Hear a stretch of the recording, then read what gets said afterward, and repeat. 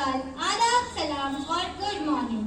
आज उपस्थित है संसार को जीवन प्रदान करने वाली, जिनके किनारे हमारी संपूर्ण ऐतिहासिक सभ्यताओं का विकास हुआ, चाहे वो नील सभ्यता हो, सिंधु घाटी सभ्यता हो या फिर मिस्र की सभ्यता हो। आज नदी महोदय स्वयं ही जनता के सवालों का जवाब देंगी। मैं माननीय न्यायाधीश से अनुरोध करती हूँ कि वो नदी पर मुकदमा चलाने की अनुमति प्रदान करें। अनुमति है, आप अपनी कार्रवाई आरंभ करें। तो नदी महोदय, मैं आपको किस नाम से पुकारूं? आपके तो कई सारे नाम हैं।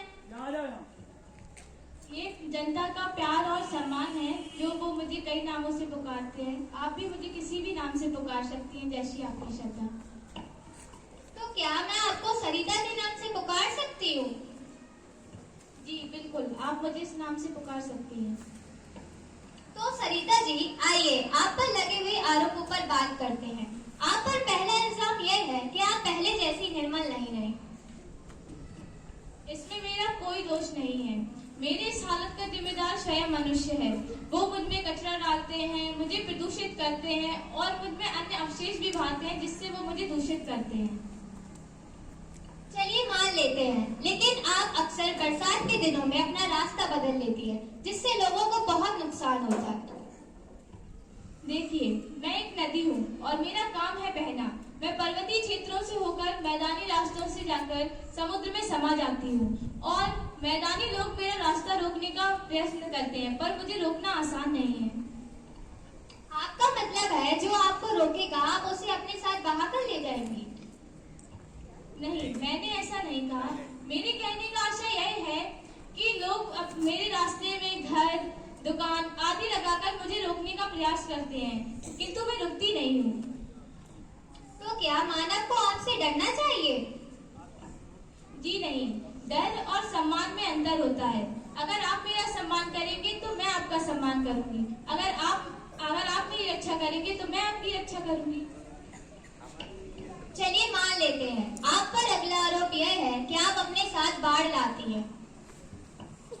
देखिए, बरसात के मौसम में मुझसे हजारों नाले और छोटी छोटी नालियां मिलती हैं। पहले मैं पहाड़ों से धीमे धीमे निकलती थी, क्योंकि वहां पर पेड़ और छोटी छोटी झाड़ियां होती थी। लेकिन अब मानव ने वो पेड़ काट दिए हैं और झाड़ियां भी साफ कर दी हैं, जिससे मेरा पर्वतों से जो अवरोध है वो कम हो गया है। अब आप ही बताइए, इसमें किसका दोष है?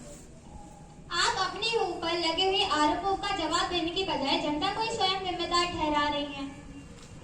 देखिए, जहाँ गंदगी होती है वहाँ बीमारियां होती हैं, और मैं तो पर्वतों से निकलती हूँ जहाँ कोई गंदगी नहीं होती। अब आपसे जनता को सवाल पूछना चाहती है। सरिता जी, आपने तो पिछली साल मेरे गांव का बांध ही तोड़ दिया था। देखिए, वो बांध मैंने नहीं बनाया था और वो बहुत कमजोर था, जिसे बनाने की जिम्मेदारी आप लोगों की थी, मेरी नहीं। तो आपका कहना है कि आप बिल्कुल निर्दोष हैं? जी, मैं बिल्कुल निर्दोष हूँ, क्योंकि मेरी इस हालत का जिम्मेदार स्वयं मनुष्य है। मैं माननीय न्यायाधीश से अनुमति चाहती हूँ कि वो अपना फैसला न्यायालय में सुनाए।